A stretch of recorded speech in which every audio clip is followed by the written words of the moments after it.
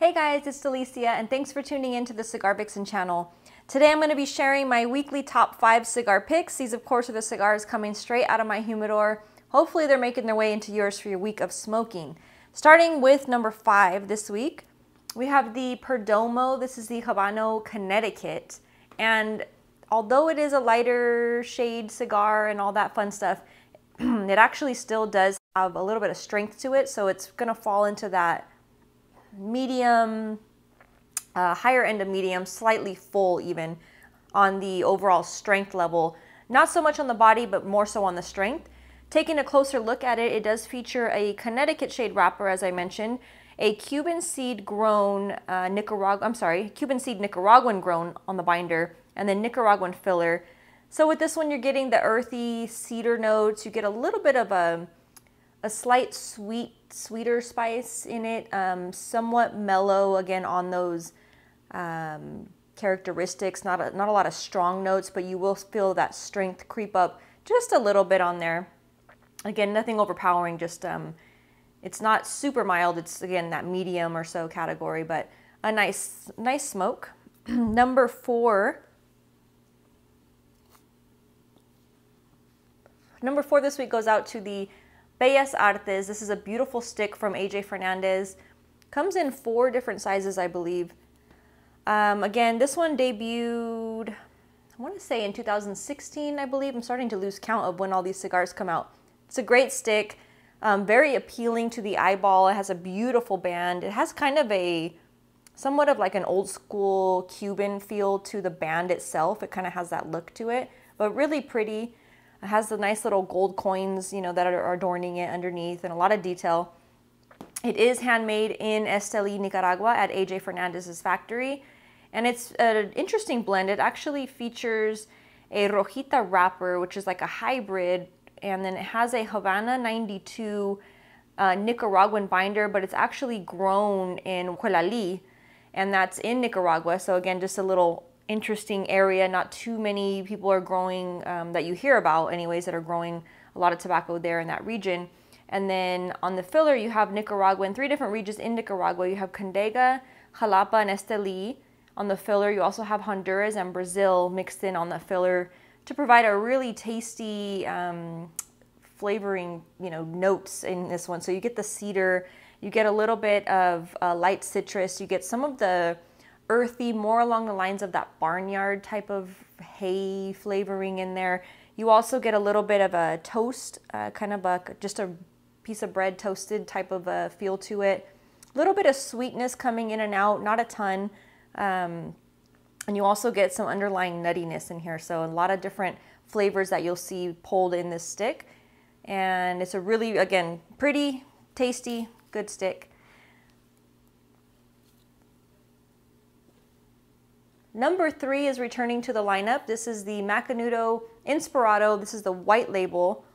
This one is a perfect morning cigar. So if those of you, again, always on the search for that great morning and coffee stick, this one is great. It's somewhat mild, not quite medium on the body and strength, but again, right in that higher end of mild. It is featuring an Ecuadorian Connecticut wrapper that has been aged for 6 years, so you get an additional smoothness on this stick. Indonesian binder, and then Nicaraguan and Mexican on the filler. So you get a somewhat of an earthy, light on the spice on the profile on this one, and you get a very creamy, buttery almost flavoring to this one. Again, really nice for that cup of coffee, and then you still pick up those little light pepper nuances that kind of come in and out. Number 2 is what I'm actually smoking. This is I guess an oldie but goodie, not really an old cigar, but it's been around for a little bit. This is the Quick Draw in the Pennsylvania wrapper. This is made by Southern Draw Cigars, which all of their sticks are made at the AJ Fernandez factory in Nicaragua. So the quality, the flavor, all of that is spot on with every Southern Draw cigar that you pick up. They have a great selection, great portfolio, big fan of their brand. This one is the Quick Draw.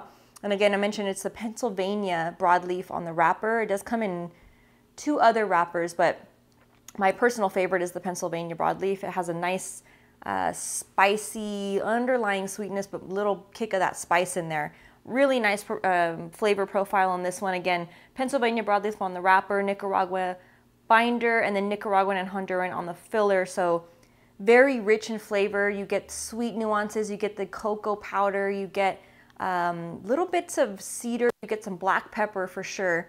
And all of those mixed and matched kind of in and out of the whole cigar throughout the entire experience. So a really good stick.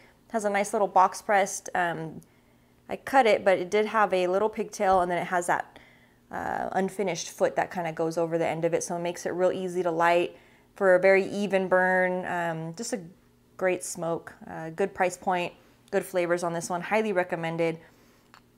That leaves me to number 1. This is the La Aurora Double Barrel Aged. This one I think I've had in the lineup a few times. Great stick, probably one of my favorites out of the La Aurora portfolio.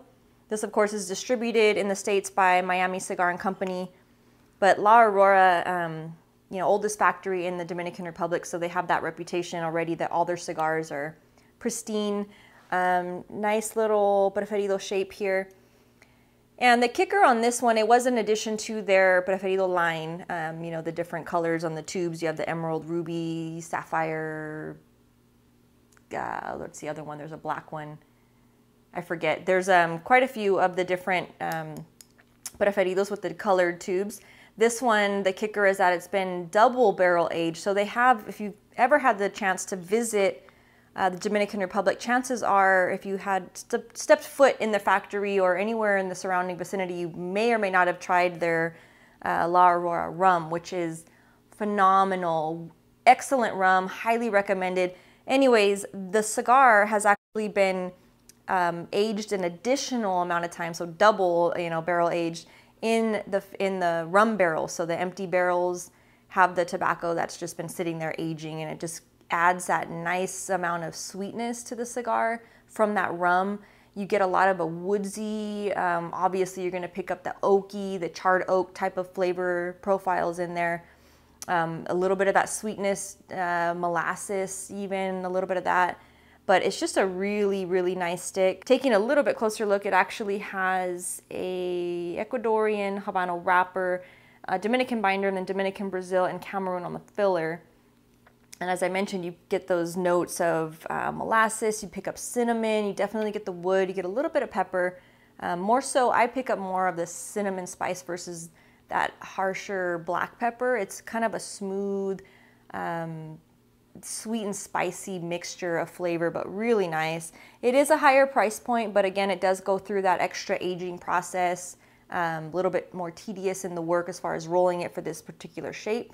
And it's just a nice experience, definitely one that I talk about from time to time, that it has like a forced time out when you smoke a cigar like this. It's not something that you do when you're on the run. It's a cigar that you smoke when you have time to sit down and really enjoy it. So that would be this one, as all of the other cigars in the lineup are more of a more economical price point, I guess you could say.